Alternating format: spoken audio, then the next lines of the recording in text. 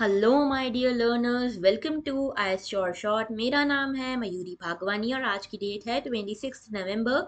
26 नवंबर के जितने भी इम्पोर्टेंट करंट अफेयर्स हैं उनको डिटेल में डिस्कस करेंगे। जो भी इम्पोर्टेंट न्यूज़ आर्टिकल्स आज द हिंदू न्यूज़पेपर और द इंडियन एक्सप्रेस न्यूज़पेपर में आए हैं उनको एनालाइज करेंगे। वो सब करेंगे आज के डेली न्यूज़पेपर एनालिसिस में। इसको आप द हिंदू एनालिसिस भी कह सकते हो, लेकिन खासियत यही है कि इंडियन एक्सप्रेस को भी यहाँ पे हम एनालाइज करते हैं। तो चलो आगे बढ़ते हैं और आप हमसे इन सभी मीडियम्स के थ्रू कनेक्ट कर सकते हो। ये टेलीग्राम चैनल जरूर से ज्वाइन करना क्योंकि यहीं पे पीडीएफ्स आपको अवेल होंगी। टुडे पिंच ऑफ पॉजिटिविटी देखेंगे, लेकिन उसके पहले ये बता दूं कि सिर्फ 184 डेज बचे हैं आपके प्रीलिम्स में। तो buck up guys, it is not the time to waste, okay. और उसी से रिलेटेड पिंच ऑफ पॉजिटिविटी है, time is precious, don't waste it. देख चुके हो 184 डेज ही बचे हैं, बिल्कुल धीरे धीरे करके बहुत तेजी से टाइम जा रहा है। ओके, तो टाइम बहुत प्रेशियस है, इसको वेस्ट मत करो किसी भी चीज में। आज का पहला आर्टिकल जो है वो है मनरेगा के बारे में। पहला आर्टिकल बोलता है, द हिंदू से आर्टिकल है, कनेक्ट करोगे इसको पेपर टू गवर्नमेंट पॉलिसीज से। पहला आर्टिकल बोलता है, government forms a panel to look into मनरेगा एफिकेसी। यानी कि मनरेगा जो स्कीम है इसकी इफिशिएंसी, इसकी एफिकेसी को चेकआउट करने के लिए एक पैनल बनाया गया है जिसको आप सिन्हा पैनल बोल सकते हो या सिन्हा कमेटी बोल सकते हो, ठीक है। तो बेसिकली मुद्दा क्या है? मुद्दा ये है, मनरेगा के बारे में पहले बता दूं जिन लोगों को नहीं पता है। एमजी नरेगा या मनरेगा जो कहना चाहो कह सकते हो। 2005 का एक्ट आया था, ओके, जिसका नाम था Mahatma Gandhi national rural employment guarantee act. Okay, Mahatma Gandhi national rural employment guarantee act के अंतर्गत ये कहा गया कि भाई 100 डेज के लिए जितनी भी रूरल पॉपुलेशन है उनको कुछ ना कुछ एम्प्लॉयमेंट दिया जाएगा। किस तरह से? ऐसा होगा कि 100 डेज में रूरल कम्युनिटी में हर हाउस होल्ड, जैसे मान लो रूरल कम्युनिटी जो है, रूरल एरिया, उसमें इतने सारे हाउस होल्ड हैं, तो हर हाउस होल्ड में से एक एक अडल्ट पर्सन को 100 दिनों के लिए, 100 डेज के लिए काम दिया जाएगा अंडर मनरेगा। और ये 100 डेज कैसे होंगे? साल में एक बार, ठीक है, साल में एक बार 100 डेज के लिए हर हाउस होल्ड में से एक पर्सन को, एक अडल्ट पर्सन को यहाँ पे काम मिलेगा अंडर मनरेगा। तो बेसिकली ये जो मनरेगा था, this was a poverty alleviation tool, ठीक है, पावर्टी कम करने के लिए ये टूल लाया गया था।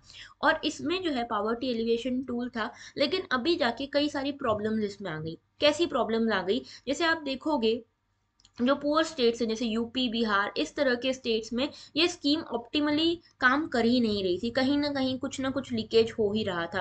जबकि जो बेटर स्टेट्स हैं, बेटर ऑफ स्टेट्स हैं जैसे केरला, यहाँ पे ये एक एसेट क्रिएशन टूल के फॉर्म में ही काम कर रही थी। एसेट क्रिएशन कैसे? कि ये जो लोगों को 100 डेज का एम्प्लॉयमेंट दिया जाएगा ना, ये अनस्किल्ड वर्क में दिया जाएगा। यानी कि बोलेंगे कि पॉन्ड बना दो, टॉयलेट्स बना दो, इस तरह के कम्युनिटी हॉल बना दो, तो ये असेट्स ही क्रिएट हो रहे हैं ना। इस तरह से यहाँ पे ये काम करेगी scheme, okay. Now central government जो है, इन्होंने एक कमेटी कॉन्स्टिट्यूट करी है इस मनरेगा स्कीम के इम्प्लीमेंटेशन को चेकआउट करने के लिए।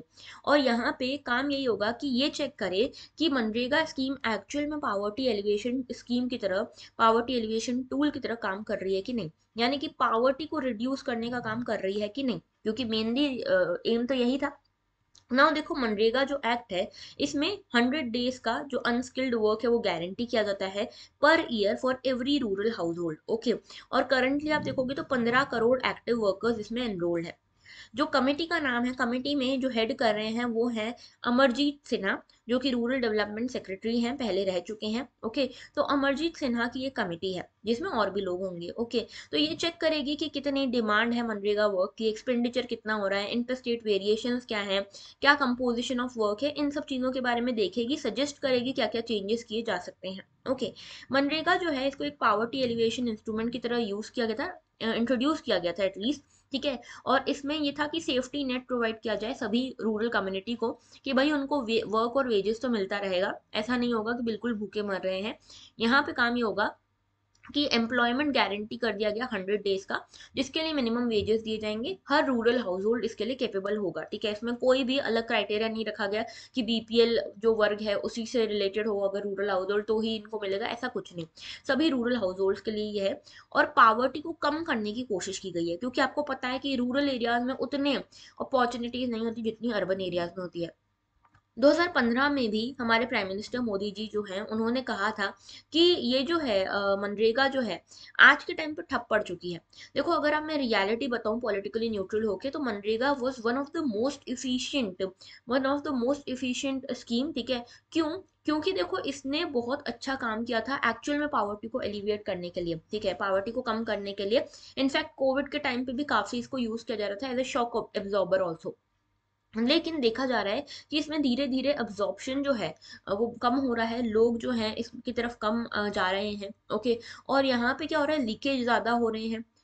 ऑलराइट, इसमें कुछ नई नई कंडीशंस लगाई गई हैं कि भाई आपको फोटो खींच के भेजना है। जो विमेन है, विमेन आप देखोगे, विमेन जो एम्प्लॉयड अंडर मनरेगा, उनको अटेंडेंस के लिए फोटो खींच के भेजना है, अब उनके पास फोन नहीं है। कई सारी विमेन को आपत्ति है कि हम अपना फोटो नहीं भेजेंगे। इस तरह के कई सारे इश्यूज इसमें आ रहे हैं, ओके। तो मनरेगा पहले तो क्या है, एक रूरल वेज एम्प्लॉयमेंट प्रोग्राम है, ठीक है। रूरल वेज एम्प्लॉयमेंट प्रोग्राम यानी कि रूरल प्रोग्राम है, वेज एम्प्लॉयमेंट यानी कि डेली बेसिस पे वेजेस मिलेंगे और एम्प्लॉयमेंट मिलेगी, ओके। 100 डेज का अनस्किल्ड वेज एम्प्लॉयमेंट मिलेगा आपको 1 साल में। और ये क्या करेगा, रूरल हाउस होल्ड्स को मिलेगा, जिसमें एक रूरल हाउस होल्ड का कोई भी एक adult member unskilled manual work में एंगेज कर सकता है under MNREGA. Ministry of rural development जो है वो मॉनिटर करती है इस स्कीम के इम्प्लीमेंटेशन को। दूसरी चीज ये है कि लीगल राइट टू वर्क, इसमें आपको एक लीगल राइट मिलता है कि आपको काम करने का राइट मिल रहा है, ठीक है, काम करने का अधिकार मिल रहा है। यहाँ पे क्रोनिक पावर्टी को कम करने की कोशिश की गई है राइट बेस्ड फ्रेमवर्क से।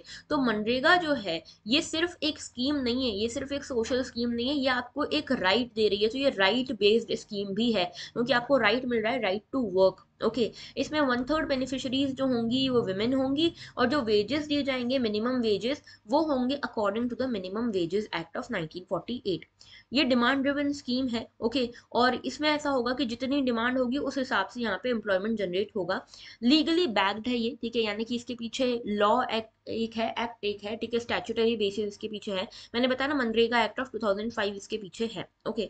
अच्छा, इसके अलावा अगर मान लो कोई भी पर्सन जो है वो डिमांड कर रहा है वर्क, उसने अप्लाई किया है और वो नहीं, उसको नहीं मिल पा रहा वो वर्क, तो यहाँ पे गवर्नमेंट की जिम्मेदारी होगी, लोकल गवर्नमेंट की, कि अगर 15 दिन में भी उसको ये काम नहीं मिल पा रहा मनरेगा के अंतर्गत, तो उसको एक अनएम्प्लॉयमेंट अलाउंस दिया जाएगा, ठीक है, बेरोजगारी भत्ता दिया जाएगा। और ये डिमांड ड्रिवन इसीलिए क्योंकि यहाँ पे जो डिमांड जितनी आएगी ना उस हिसाब से एम्प्लॉयमेंट जनरेट होगी, ठीक है। तीसरी चीज ये कि डिसेंट्रलाइज्ड प्लानिंग है इसमें, यानी कि ग्राउंड लेवल की प्लानिंग है इसमें, पंचायती राज इंस्टीट्यूशंस को शामिल किया गया है प्लानिंग और इम्प्लीमेंटेशन के लिए।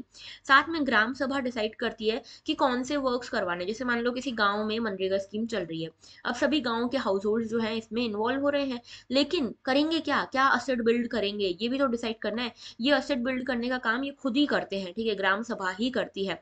ग्राम सभा में वो सारे लोग शामिल होते हैं जो इस रूरल हाउस होल्ड में 18 ईयर्स के प्लस हैं और वोटर लिस्ट में शामिल है, वोटर रोल में शामिल है, इलेक्टोरल रोल में शामिल है, ओके। तो ऐसे काम जो ग्राम सभा अप्रूव करती है वही काम यहाँ पे होते हैं, ओके। ऑलराइट, मनरेगा जो है इसके कई सारे बेनिफिट्स हैं अगर आप देखो तो। हाँ, बस इसमें जो प्रॉब्लम है, इश्यूज है, उनको एड्रेस करने की जरूरत है। जैसे कि असेट क्रिएशन हो जाता है मनरेगा के कारण, एग्रीकल्चर वेजेस भी बढ़ जाते हैं मनरेगा के कारण, क्योंकि देखो यहाँ पे कंपटीशन क्रिएट हो गया ना। किस तरह का कंपटीशन क्रिएट हो गया कि मान लो ये रूरल सोसाइटी है, इसमें एक तरफ तो एग्रीकल्चर सीजन चल रहा है और दूसरी तरफ मनरेगा चल रहा है, ठीक है। अब यहाँ पे कोई भी जो लेबरर है, एग्रीकल्चरल लेबरर है, वो एग्रीकल्चरल फार्म्स पे जाएगा और बोलेगा कि भाई मनरेगा में तो मुझे 100 रुपीज पर डे मिल रहा है, तुम कितने दे रहे हो। अगर ये 90 रुपीज दे रहा होगा तो सब लोग मनरेगा की तरफ ही चले जाएंगे। तो एग्रीकल्चर फील्ड में, एग्रीकल्चर वेजेस में कंपटीशन हो जाता है और ये बढ़ जाते हैं। तो ये बोलते हैं कि चलो तुमको वहाँ 100 मिल रहा है ना, हम तुमको 110 देंगे, ठीक है। तो यहाँ पे लोग यहाँ पे शिफ्ट हो जाते हैं, तो एग्रीकल्चर वेजेस भी बढ़ते हैं। साथ में वुमेन एम्पावरमेंट भी होता है क्योंकि 1/3 जो वुमेन है उनको एम्प्लॉय करना है अंडर मनरेगा। चौथी चीज ये कि यहाँ पे SC ST कम्युनिटीज का भी यहाँ पे एम्पावरमेंट होता है, अपलिफ्टमेंट होता है। पांचवी चीज ये कि यहाँ पे डिस्ट्रेस्ड माइग्रेशन जो है वो कम होता है, क्योंकि रूरल एरियाज में अगर अपॉर्चुनिटी रहेगी ही नहीं, रूरल एरिया में अगर कोई भी तरह का एम्प्लॉयमेंट रहेगा ही नहीं, तो सभी लोग अर्बन एरियाज की तरफ जाएंगे। लेकिन मनरेगा के आने से ये कम हो गया है, ठीक है, माइग्रेशन कम हो गया है। देन देखो, इसमें रूरल पावर्टी कम होगी और सभी पुअर लोगों का भी फाइनेंशियल इंक्लूजन हो पाएगा। साथ में सस्टेनेबल असेट्स क्रिएट हो पाएंगे और एम्प्लॉयमेंट जनरेशन तो होगा ही होगा, ओके। तो ये सारे बेनिफिट्स हैं ऑफ मनरेगा। बात करते हैं नेक्स्ट इशू की, which is regarding the taxing system. Okay, तो यहाँ पे इसको हम टैक्सेस से डायरेक्टली कनेक्ट ना करके फेडरल स्ट्रक्चर से कनेक्ट करेंगे, पेपर 2 के, यानी कि यूनियन एंड स्टेट से कनेक्ट करेंगे।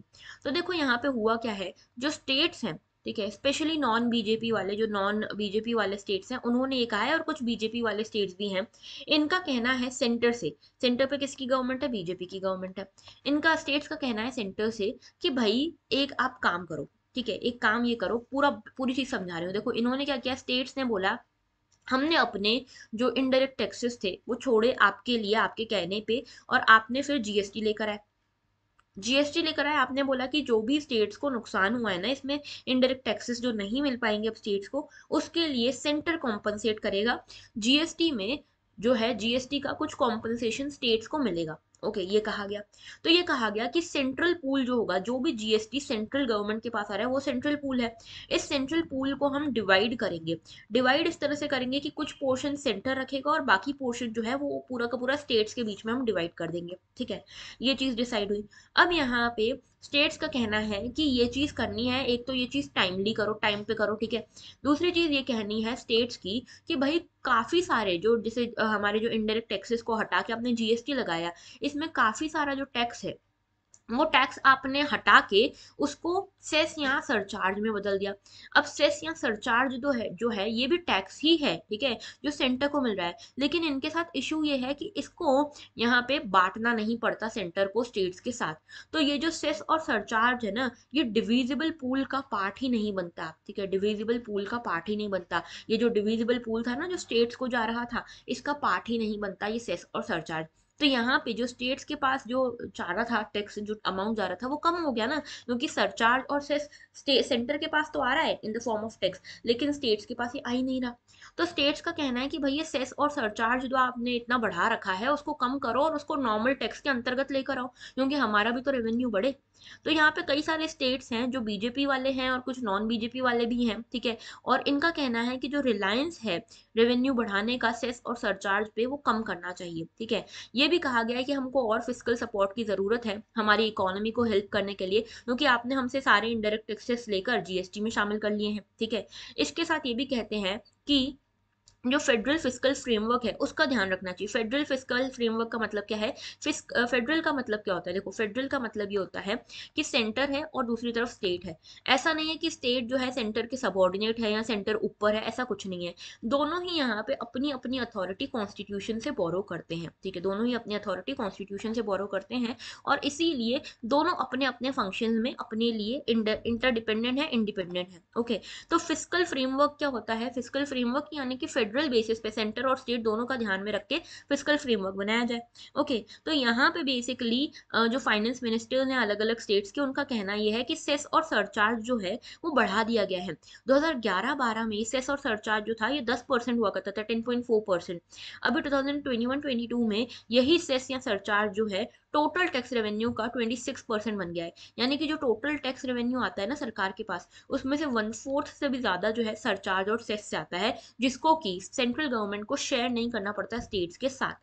ओके, और ये स्टेट्स को अनफेयर लग रहा है, ये कहना है कि भाई गलत है ये, आप इसको पूरे टैक्स पूल में ऐड करो, आप इसको डिविजिबल टैक्स पूल में ऐड करो, सो दैट स्टेट्स को भी इसका शेयर मिले, ठीक है। तो सेंटर ने अभी आप देखोगे 17,000 करोड़ रुपए यहाँ पे कमाए हैं। ओके, और ये जो है ये बेसिकली बैलेंस जीएसटी कंपनसेशन किया है इसका। ओके, और इसमें आप देखोगे यूपी, दिल्ली, तमिलनाडु को यहाँ पे 1,000 करोड़ एक स्टेट को यहाँ पे मिला है। ओके, तो देखो यहाँ पे सेस क्या है, सेस होता है basically tax on tax. Okay, tax on tax, Indian government जो है वो टैक्स लाइबिलिटी के लिए कुछ ना कुछ सेस या सरचार्ज चार्ज करती है। जैसे कि इंडियन गवर्नमेंट जो है एजुकेशन के लिए एक सेस चार्ज करती है। तो जितने भी लोग यहाँ पे जैसे मान लो किसी का भी जो है अगर 30% इनकम टैक्स उसका भरना है, जैसे मान लो इस टैक्स स्लैब में वो आता है कि उसकी इनकम इतनी है कि उसको अपने इनकम का 30% इनकम टैक्स के फॉर्म में भरना है, तो ये 30% के ऊपर 3% और लगेगा,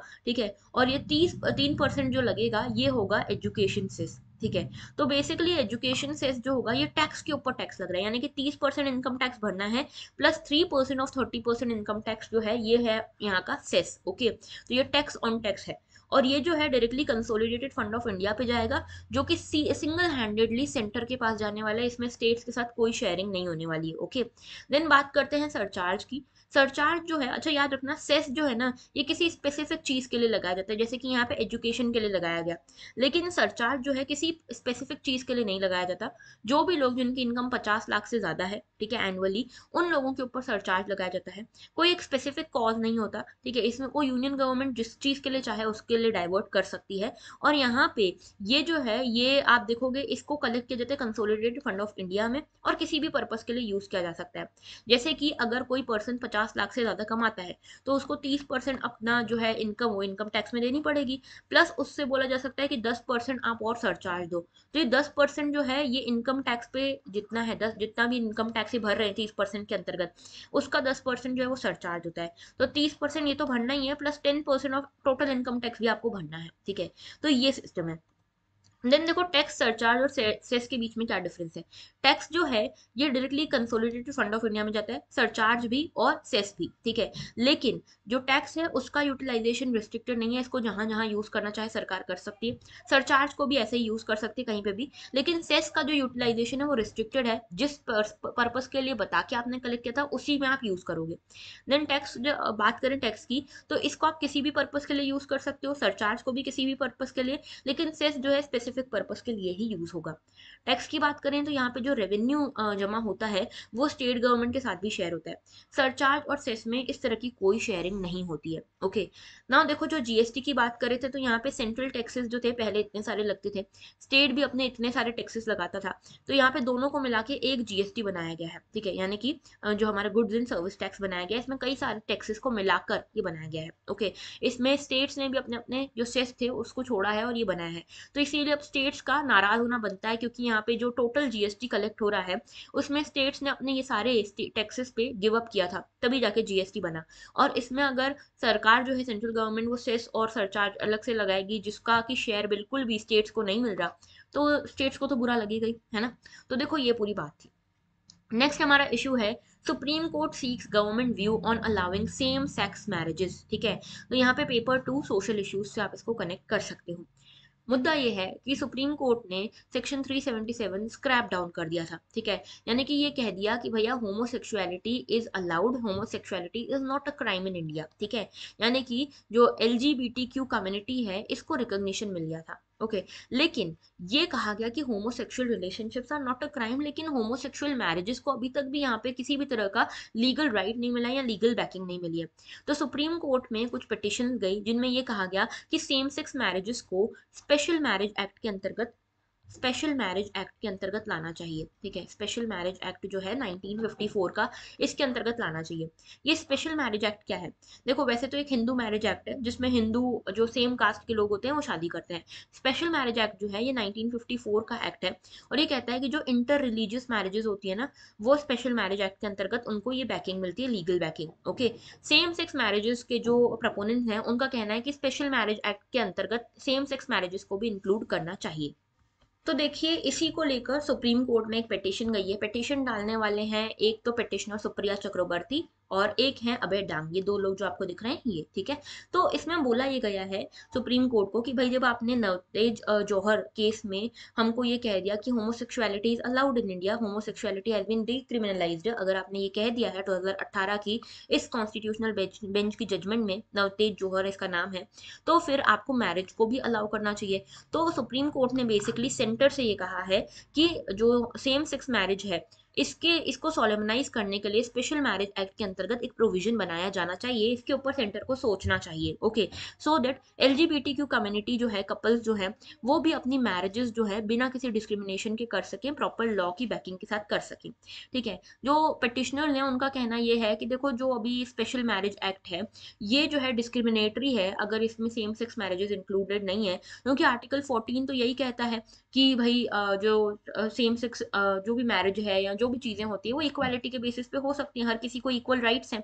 तो स्पेशल मैरिज एक्ट में सेम सेक्स मैरिजेस का भी, सेम सेक्स कपल्स का भी राइट होना चाहिए कि उन्हें भी ये लीगल राइट मिले कि वो अपनी मैरिज को सोशल रिकॉग्निशन, लीगल रिकॉग्निशन दिलवा सके अंडर दिस एक्ट। ओके, तो यहाँ पे बेसिकली ये कहा गया है कि स्पेशल मैरिज एक्ट जो है 1954 का, उसमें ये मैरिजेस भी शामिल होनी चाहिए जिसमें दो लोग चाहे किसी भी जेंडर आइडेंटिटी से, किसी भी सेक्सुअल ओरिएंटेशन से बिलोंग करते हों, लेकिन वो आपस में मैरिज को सोलेमनाइज कर सकें। ओके, तो देखो यहाँ पे होमोसेक्सुअलिटी क्या है। होमोसेक्सुअलिटी को ऐसे डिफाइन कर सकते हो that attraction between the people of same sex by nature और love. Okay, but it is a narrow definition. यहाँ पे देखो होमोसेक्सुअलिटी की कोई एक डेफिनेशन नहीं है, ये बहुत नैरो डेफिनेशन है कि दो लोग जो सेम सेक्स से, जेंडर से बिलोंग करते हैं, उनके बीच में एक अट्रैक्शन, एक लव वाली फीलिंग होना, रिलेशनशिप होना। ओके, अब देखो कई सारे कम्युनिटीज हैं, LGBTQ, हम इनकी बात करते हैं। तो एल जो है लेस्बियन के लिए होता है, यानी कि women's attraction towards another women.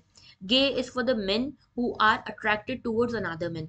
Bisexual is the attraction towards both, ठीक है, यानी कि मेन एंड वुमेन दोनों के लिए अगर आप अट्रैक्शन फील करते हो then it is a bisexual gender. Okay, then transsexual यानी कि changes in opposite sex of natural sex. Okay, और उसके अलावा क्वीर जो है, they are not confident about their sexual attraction, they do not know whether to get attracted to a man और women. Okay, now देखो ये जो है ना काफी टेक्निकल टर्म्स हैं, काफी टेक्निकल और मेडिकल कंडीशन आप इनको कह सकते हो, ठीक है, ये बायोलॉजिकल कंडीशन है जिनकी कोई एक रिस्ट्रिक्टेड डेफिनेशन नहीं है, हो सकता है इस दायरे के बाहर भी आप इनको समझ सको। ओके, नाउ देखो ये LGBTQIA+ इस कम्युनिटीज को समझना हो तो यहाँ पे आप ये स्लाइड देख सकते हो।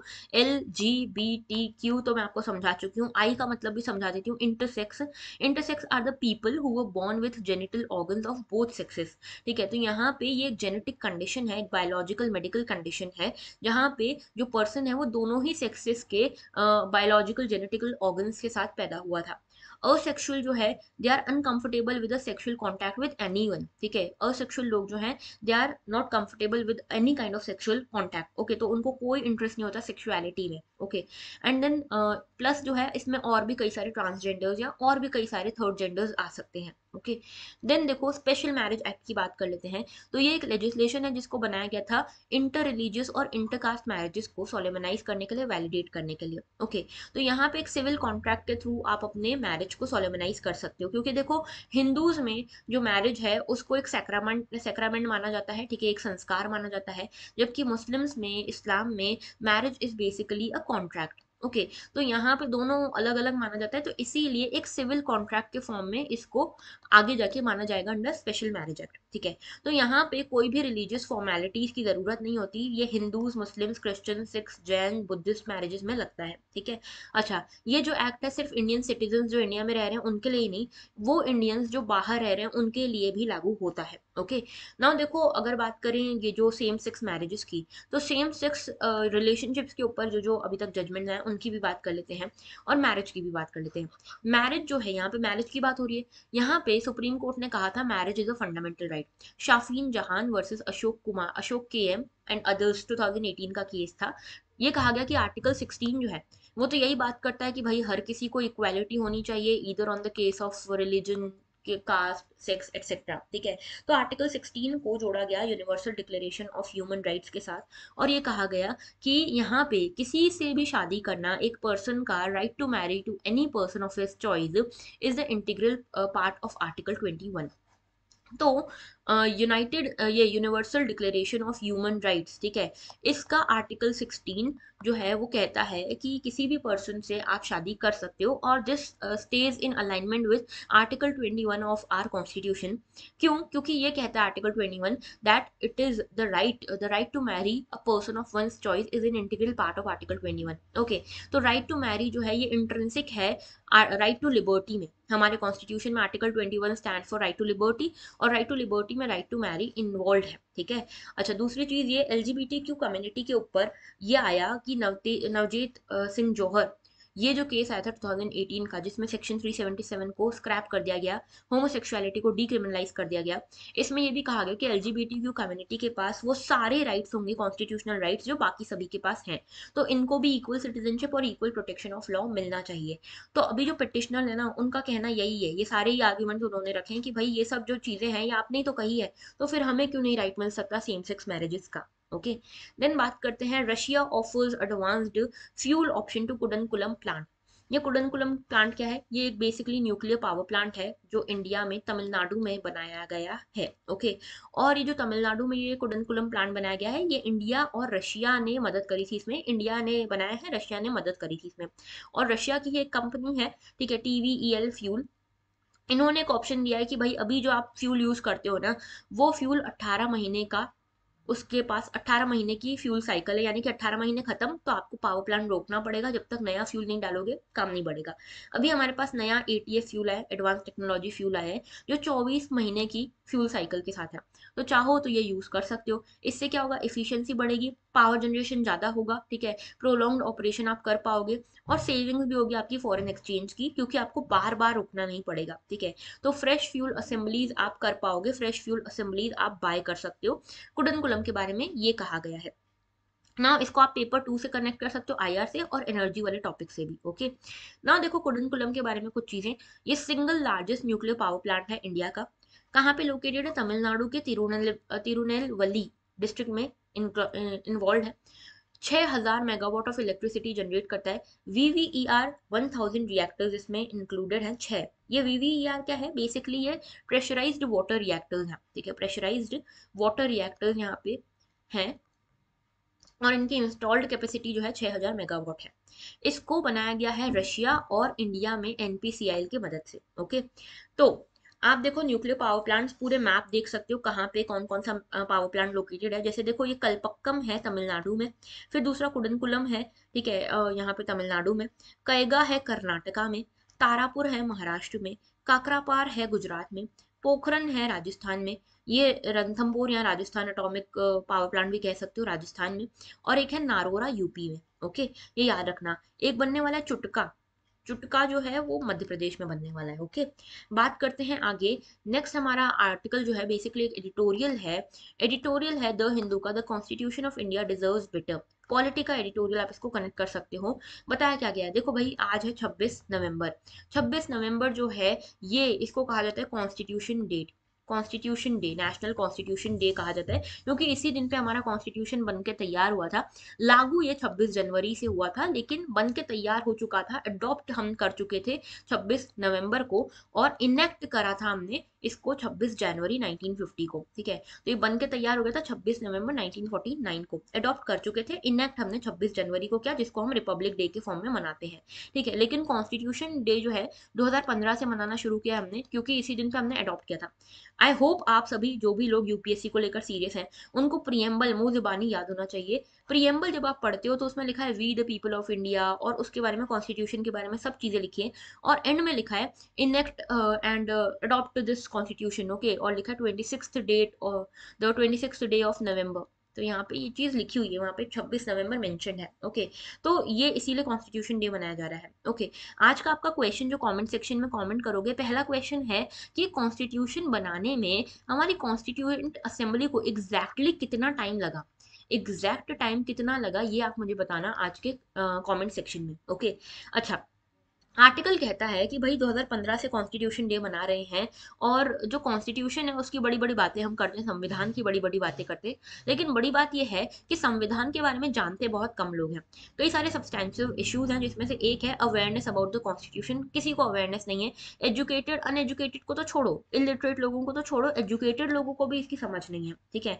तो कॉन्स्टिट्यूशन जो है हमारी डे टू डे लाइफ में हमारी मदद करता है। कुछ भी करना हो, पासपोर्ट बनवाना हो, काम करना हो, अपनी चॉइसेस रखनी हो, कुछ भी करना हो, हमारे लिए कॉन्स्टिट्यूशन ने राइट्स दिए हुए हैं। Freedom of movement, freedom of expression, freedom of equality. अभी देखा, freedom of marriage, right liberty, ठीक है, right to liberty, right to marry the person with one's own choice, ये सब चीजें हमारा कॉन्स्टिट्यूशन ही देता है। हमारे फ्रीडम फाइटर्स ने जब बनाया था कॉन्स्टिट्यूशन, ठीक है, कॉन्स्टिट्यूएंट असेंबली ने बनाया, तब उन्होंने यही सोचा था कि भाई अभी हमारा जो पास्ट रहा है वो एक मिडाइवल पास्ट रहा है, इसको हमें मॉडर्न इंडिया की तरफ लेकर आना है, और उसके लिए इस तरह का कॉन्स्टिट्यूशन बना जिसमें इक्वल सिटीजन्स की बात की गई, ठीक है। नहीं तो पुराने टाइम पे तो कास्ट वर्ण यही सिस्टम चलते थे, ठीक है, अनइक्वालिटी हर जगह थी। लेकिन हमने इक्वालिटी की बात करी, ठीक है। और यहाँ पे हमारा nation religion, rituals, ignorance, poverty, इसमें डूबा हुआ था, हर तरह की इनइक्वालिटी हमारे देश में थी, फिर भी हमने इक्वालिटी की बात करी। ओके, यहाँ पे लेकिन ये चीज समझने की है कि कॉन्स्टिट्यूशन के बारे में लोग जानते कम है, और जानते कम है तो इम्प्लीमेंट तो क्या ही करेंगे। और हमेशा से ये रहा है कि लॉ की मदद से आप सोसाइटी को चेंज नहीं कर सकते, बड़ा चेंज नहीं ला सकते। क्यों? क्योंकि कॉन्स्टिट्यूशन में तो सभी लोग इक्वल मेंशन है, लेकिन आज भी हमारे देश में सोशल चेंज जो है बहुत मुश्किल से होता है। ठीक है, हमने अपने बच्चों को सिखाया नहीं, हमने बच्चों को सिखाया कि झूठ मत बोलो, सच का साथ दो, लेकिन कभी उनको ये नहीं सिखाया कि बिना बायस के दूसरों को देखो, किसी को ऊंचा या नीचा मत समझो, सभी को इक्वालिटी के साथ देखो। ये सब चीजें हमारी प्रियम्बल में है। ठीक है, अब मैं आपको गारंटी के साथ बता सकती हूँ, आप अपने आसपास के लोगों से पूछना प्रियम्बल प्रियम्बल है क्या, वो जानते नहीं होंगे। ठीक है, प्रियम्बल को याद रखना या प्रियम्बल में क्या लिखा है वो तो दूर की बात, प्रियम्बल क्या है वो नहीं जानते होंगे। ओके, तो ये जो इन डिफरेंस है ये क्यों है? क्योंकि हमने अपने रिलीजियस बुक्स को, डॉक्ट्रिन्स को तो बड़ी महत्वता दी है। ठीक है, बड़ा इंपॉर्टेंस दिया है। आप देखोगे हमारे घरों में गीता रहती है, हमारे घरों में रामायण रहती है, कुरान रहती है, बाइबल रहती है, लेकिन क्या किसी के भी घर में कॉन्स्टिट्यूशन है? कॉन्स्टिट्यूशन की एक बुक भी है? या फिर कोई भी ऐसा है जो कॉन्स्टिट्यूशन को टाइम टाइम पे जाके पढ़ता है? यूपीएससी एस्पिरेंट्स को बात नहीं करी, या लॉ वाले स्टूडेंट्स की बात नहीं करी, बाकी नॉर्मल लोगों की। तो जो फंडामेंटल राइट्स हैं, फंडामेंटल ड्यूटीज हैं, इनके बारे में किसको पता है? हर कोई फंडामेंटल राइट्स की बात करता है, लेकिन क्या लोगों को पता है कि उनके फंडामेंटल ड्यूटीज भी हैं? क्या लोगों को पता है कि स्टेट के लिए भी कुछ डायरेक्टिव प्रिंसिपल्स मेंशन है कॉन्स्टिट्यूशन में? नहीं पता है। ठीक है, और ये क्यों? क्योंकि हमारे जो आइडियाज हैं वो सिर्फ रिलीजन पे और सिर्फ इन चीजों पे बेस्ड हैं, जबकि हमारे लिए सबसे बड़ा रिलीजन हमारा कॉन्स्टिट्यूशन होना चाहिए। कितनी मुश्किल से बना है। जैसे आर्टिकल 15 में लिखा है, the state shall not discriminate against any citizen on the ground of race, religion, caste, sex, place of birth और एनी ऑफ देम। ठीक है, अगर इसी स्टेट की जगह सोसाइटी को रख देते तो सोचो क्या होता, कितना बड़ा चेंज आ जाता। तो यहाँ पे कॉन्स्टिट्यूशन जो है उसको रिकॉग्नाइज तो हमने किया है, लेकिन इसी के साथ में हमें कोशिश ये करनी चाहिए कि इसके लिए अवेयरनेस भी हो। हमारे पुराना सा एक वो रहा है, फ्रेज रहा है, वसुधैव कुटुंबकम, जिसके ऊपर हम अभी तक चलते आ रहे हैं। हर पर्सन को दूसरे पर्सन से हम रिलेट करते हैं। ठीक है, लेकिन यही सब चीजें तो हमारे कॉन्स्टिट्यूशन में भी लिखी हुई है, लेकिन क्या हम उसको मानते हैं? क्या हम हमें उसके बारे में पता भी है? नहीं पता है। तो ये सब चीजें हैं। अब देखो कॉन्स्टिट्यूशन डे मना रहे हैं, लेकिन constitution deserves much better from us. Okay, हम कॉन्स्टिट्यूशन को काफी कुछ दे सकते हैं जो नहीं दे रहे हैं। ओके, चलिए बट बात करते हैं आगे, स्टोरी ऑफ मिलेट्स। ये जो है पेपर 3 मेजर क्रॉप से कनेक्ट कर सकते हो, इंडियन एक्सप्रेस का आर्टिकल है। ओके, तो मिलेट्स के बारे में ये कहा गया है, मिलेट्स के बारे में पूरा आर्टिकल है। यूएन जो है वो 2023 को the international year of millets के फॉर्म में सेलिब्रेट कर रहा है। ठीक है, तो ये इंटरनेशनल ईयर ऑफ मिलेट्स की तैयारी शुरू हो चुकी है, और इंडिया इसकी मेजबानी कर रहा है, इंडिया इसकी स्टार्टिंग कर रहा है, क्योंकि ये 2023 को इंटरनेशनल ईयर ऑफ मिलेट्स बनाने के लिए इंडिया ने ही प्रपोजल रखा था, तो इंडिया ही यहाँ पे लीडरशिप कर रहा है इस चीज की। ओके, गवर्नमेंट जो है यहाँ पे न्यूट्री सीरियल्स को यहाँ पे सेल कर रहा है, मिलेट्स को सेल कर रहा है, और गवर्नमेंट ने बहुत कोशिश करी है मिलेट्स को एम्पावर करने की, एम्फेसाइज करने की मिलेट्स के ऊपर। गवर्नमेंट कहती है मिलेट्स क्या है? Millets are basically the power house of nutrition. देखो ये जो टर्म है ना, ये आपको यूज करनी है अपने मेंस में। ठीक है, क्योंकि इन्हीं से मिलेंगे marks, power house of nutrition. हमारे एस जयशंकर जी जो हैं, ठीक है, जो मिनिस्ट्री ऑफ एक्सटर्नल अफेयर्स के मिनिस्टर है, उन्होंने कहा है कि भाई फूड सिक्योरिटी जो है ना, फूड सिक्योरिटी, वो 3 C's, 3 C's जो है वो यहाँ पे बड़े चैलेंज बने हुए हैं फूड सिक्योरिटी के लिए। ठीक है, कौन से 3 C's हैं? एक तो है कोविड, दूसरा है क्लाइमेट, और तीसरा है कॉन्फ्लिक्ट। ठीक है, आपको पता है कि कोविड के टाइम पे फूड सिक्योरिटी के इशू थे, क्लाइमेट चेंज के कारण फूड सिक्योरिटी के इशू हैं, और कॉन्फ्लिक्ट जैसे रशिया यूक्रेन कॉन्फ्लिक्ट के कारण अभी फूड सिक्योरिटी के इश्यूज चल रहे हैं। तो इस तरह की चीजों को आपको अपने मेंस में यूज करना है। ठीक है, अच्छा, इसमें ये कहा गया है कि जो इंटरनेशनल ईयर है उसको सेलिब्रेट करने के लिए minister of agriculture and external affairs दोनों ही यहाँ पे काम कर रहे हैं। बेसिकली ग्लोबल इकोनॉमी को डी रिस्क करना चाहते हैं। मिलेट्स की बात करें, मिलेट्स क्या है? तो स्मॉल ग्रेन्ड सीरियल्स हैं, जैसे इसमें ज्वार sorghum आ जाता है, पर्ल मिलेट यानी कि बाजरा आ जाता है। ठीक है, कोड़ो मिलेट, फिंगर मिलेट, रागी आ जाती है। ठीक है, तो याद रखना sorghum को ज्वार कहते हैं, पर्ल मिलेट को बाजरा कहते हैं। ठीक है, तो इस तरह के सारे मिलेट्स के अंदर आएंगे। ठीक है, एक कोई क्रॉप मिलेट नहीं है। ठीक है, इसमें ज्वार, बाजरा, रागी ये सब आते हैं मिलेट्स के अंदर। ओके, और मिलेट ऐसा पहला क्रॉप है जिसको डोमेस्टिकेट किया गया था। इसके साक्ष्य, इसके प्रूफ हमको इंडस वैली सिविलाइजेशन वाली स्टडी में भी मिलते हैं। ठीक है, और पहले बार इसको कल्टीवेट किया गया था इंडिया में, वेस्ट अफ्रीका, चाइना, जापान, इन एरियाज में। ओके, मिलेट्स जो हैं इनको 130 कंट्रीज में आज की डेट में उगाया जाता है, ट्रेडिशनल फूड की तरह यूज़ किया जाता है। स्पेशली एशिया और अफ्रीका के 500 मिलियन लोग जो हैं वो इसको यूज़ करते हैं, यानी कि 50 लाख लोग जो हैं इसको कंज्यूम करते हैं। इसमें पानी भी कम लगता है और यहाँ पे वाटर जो रेन फेड एरिया है वहाँ पे इसको उगाया जा सकता है। तो बहुत हार्श कंडीशन जो होती है ना वहाँ पे भी मिलेट आराम से उग जाएगा। ओके, तो सोरघम जो है वो सबसे बड़ा मिलेट क्रॉप है, यानी कि ज्वार जो है उसको सबसे ज़्यादा यहाँ पे यूज़ किया जाता है। मेजर प्रोड्यूसर्स जो हैं ज्वार के वो यूएस, चाइना, ऑस्ट्रेलिया, इंडिया ये सब हैं, ठीक है। इसके अलावा बाजरा जो दूसरा है, इसमें इंडिया और अफ्रीकन कंट्रीज जो है मेजर प्रोड्यूसर्स हैं। मिलेट्स जो है मेनली इंडिया में खरीफ क्रॉप है, ओके। और जो मिलेट्स है उसको पावर हाउस ऑफ न्यूट्रिशन कहा जाता है, न्यूट्री सीरियल इसको कहा जा रहा है, ठीक है, क्योंकि यहाँ पे न्यूट्रिशन आपको मिलेगा। अगर आप लोग जिम वगैरह जाते होगे तो आपको पता होगा कि प्रोटीन की बहुत ज़रूरत होती है, ठीक है। प्रोटीन की ज़रूरत होती है और प्रोटीन के लिए आपको 10 चीज़ों पर डिपेंड करना पड़ता है, प्रोटीन पाउडर वगैरह आप देख रहे हो उसके कारण क्या क्या चीज़ें हो रही है, ठीक है। अब इससे अच्छा ये है कि नेचुरल चीज़ों पर डिपेंड करो ना, और नेचुरल चीज़ों में अगर आप ये ज्वार, बाजरा, रागी पर डिपेंड करते हो तो लो फैट, ठीक है, ज़्यादा फैट, ज़्यादा कार्ब्स भी नहीं होते जितने बाकियों में देखोगे, और यहाँ पे प्रोटीन का काफ़ी बड़ा सोर्स आपको मिल जाता है, इसलिए इसको न्यूट्री सीरियल्स कहा जा रहा है, ओके। तो ये बेटर होता है अगर प्रोटीन की ज़रूरत है आपको तो उसके लिए, ठीक है, आपकी बॉडी के लिए। इसमें देखो 7 to 12% प्रोटीन होता है जो कि बहुत अच्छा है। देन 2 to 5% फैट्स होते हैं, 65 to 75% कार्ब्स होते हैं और 15 to 20% डाइटरी फाइबर होता है, ठीक है। तो बाकी चीज़ों पर डिपेंड करने से अच्छा आप इन पर डिपेंड कर सकते हो मिलेट्स पे, ठीक है। तो न्यूट्रिशियस होते हैं बाकी सीरियल्स के कंपैरिजन में, ज़्यादा प्रोटीन, ज़्यादा फैट, ज़्यादा फाइबर कंटेंट होता है। मिलेट्स की बात करें तो 2023 का जो ईयर है उसको इंटरनेशनल ईयर ऑफ मिलेट्स बना दिया गया है। प्रपोजल रखा था इंडिया ने जिसको बाकी कंट्रीज ने सपोर्ट किया है, ठीक है। अच्छा, इसके अलावा आप देखोगे मिलेट्स को पीडीएस के अंतर्गत शामिल किया गया है क्या, पब्लिक डिस्ट्रीब्यूशन सिस्टम के अंतर्गत।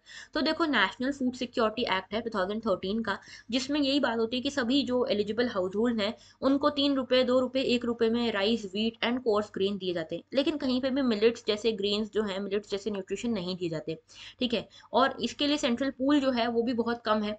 सेंट्रल गवर्नमेंट जो है, सेंट्रल गवर्नमेंट जो क्रॉप्स को प्रोक्योर करती है उसमें मिलेट्स जो हैं उनको बहुत ही कम प्रोक्योर कर रही है पीडीएस सिस्टम के लिए। तो एक चेंज जो हमको लाना पड़ेगा वो ये कि नेशनल फूड सिक्योरिटी एक्ट में पब्लिक डिस्ट्रीब्यूशन सिस्टम में हमें मिलेट्स को भी अच्छे लेवल पर शामिल करना ज़रूरी है, ठीक है। यहाँ पे शिफ्ट की ज़रूरत है, जो डिस्ट्रीब्यूशन प्रोग्राम है उसमें शिफ्ट की ज़रूरत है। बेसिक कैलोरीज के अलावा जो न्यूट्री सीरियल हैं वो भी प्रोवाइड करने की ज़रूरत हमको है। इसके अलावा मिलेट्स में ज्वार, बाजरा और रागी के लिए मिनिमम सपोर्ट प्राइस तैयार किया जाता है, दिया जाता है, ओके। और अब देखो ये एमएसपी और पीडीएस का मतलब क्या है कि इसके थ्रू ही तो फार्मर्स जो हैं वो एनकरेज होंगे मिलेट्स के क्रॉप्स को उगाने के लिए, ओके। अच्छा, अब ये कहाँ उगाया जाता है तो इसका मैप दिखाऊंगी, इसीलिए ये सब नहीं बता रही हूँ, चाहो तो पढ़ सकते हो। मेनली महाराष्ट्र, कर्नाटक, राजस्थान, तमिलनाडु, मध्य प्रदेश, इन एरियाज में इसको उगाया जाता है, ठीक है। तो देख सकते हो यहाँ पे ये मैप है, इस पे आऊंगी, लेकिन ये देखो यहाँ पे 10% से भी कम लोग हैं रूरल अर्बन हाउस होल्ड में जो मिलेट्स को कंज्यूम कर रहे हैं प्रॉपरली इंडिया में, ओके। इसके अलावा गुजरात, कर्नाटक, महाराष्ट्र, राजस्थान, उत्तराखंड, यहाँ पे ये बाजरा, ज्वार, रागी बड़े फेमस है, ओके। पॉलिटिकल सिग्निफिकेंस भी है क्योंकि एशिया और अफ्रीका दोनों लो इनकम, एशिया और अफ्रीका की जो कंट्रीज है लो इनकम कंट्रीज हैं, डेवलपिंग कंट्रीज हैं। ऐसे में फूड सिक्योरिटी इंश्योर करनी है, पैसा भी इंश्योर करना है, तो इसके लिए मिलेट्स हमारी बहुत मदद कर सकता है, ओके। 60 करोड़ लोग हैं पूरे ग्लोब में जो इसको अपने फूड बास्केट में शामिल करते हैं।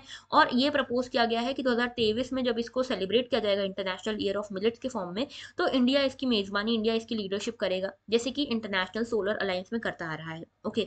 इसके अलावा कर्नाटक और राजस्थान में अगले साल इलेक्शंस भी हैं और इधर ही है जहाँ सबसे ज्यादा मिलेट्स उगते हैं। तो देखो होगा इससे ये कि जो भी फार्मिंग कम्युनिटीज है ना इन एरियाज की, उनके लिए बड़ा फायदा हो जाएगा क्योंकि इलेक्शंस भी आ रहे हैं और एक तरह से पॉलिटिकल गेन भी हो सकता है ये, ठीक है। तो हमें ये पॉलिटिकल गेन की तो ज्यादा बात नहीं करनी है, हमें मेजरली बात करनी पॉलिटिकली न्यूट्रल होके, because we are going to be the permanent executives and I expect you to remember this thing forever, okay. तो अनबायस्ड होके, न्यूट्रली अनबायस्ड होके, न्यूट्रल होके और पॉलिटिकली अनबायस्ड होके आपको अपनी चीजें लिखनी है ना। देखो ये मैप जरूरी है, इसमें देखो जो सोरगम है यानी कि ज्वार कहाँ कहाँ पे उगाया जाता है जरा देखो। तो यहाँ पे हरियाणा, गुजरात, राजस्थान, मध्य प्रदेश, उसके अलावा ये देखो तेलंगाना, महाराष्ट्र, कर्नाटक, आंध्र प्रदेश, ओके, इन पूरे एरियाज में उगाया जाता है, डेक्कन प्लेट्यू तक, ठीक है, पूरा का पूरा। फिर आप देखोगे यहाँ पर्ल मिलेट जो है यानी कि बाजरा, आप देखोगे जम्मू कश्मीर से लेके बहुत सारे एरियाज में इसको उगाया जाता है, ठीक है। उसके अलावा आप देख ही पा रहे हो सारे के सारे आपको मिलेट फॉर्म्स दिख जाएंगे, ओके। तो आज के लिए इतना ही था, आज के सारे आर्टिकल्स हो चुके हैं। क्वेश्चन पहला आपसे पूछा था कॉन्स्टिट्यूशन डे के बारे में कि कॉन्स्टिट्यूशन कितने टाइम में बना, और दूसरा क्वेश्चन ये है सी सैट के बारे में। सी सैट को सीरियसली लो भाई, प्रीलिम्स आ रहा है, ओके। तो सी सैट के बारे में ये क्वेश्चन है, एवरेज वेट 9 लोगों का 50 kg है, तो एवरेज से रिलेटेड ये क्वेश्चन है, पूरा क्वेश्चन देखो और आंसर दो मुझे, ठीक है। इन चार में से कौन सा ऑप्शन सही है, ओके, कमेंट सेक्शन में जरूर से बताना अगर आप अपनी परफॉर्मेंस को चेक करना चाहते हो तो। ऑलराइट, तो that was all, thank you for watching, have a very good day. अगर लेक्चर अच्छा लगा है, लाइक जरूर करना, शेयर जरूर करना दोस्तों के साथ, और सब्सक्राइब जरूर करना, ओके। और अगर आप अपनी परफॉर्मेंस चेक करना चाहते हो तो कमेंट करना मत भूलना। That was all, thank you and have a very good day.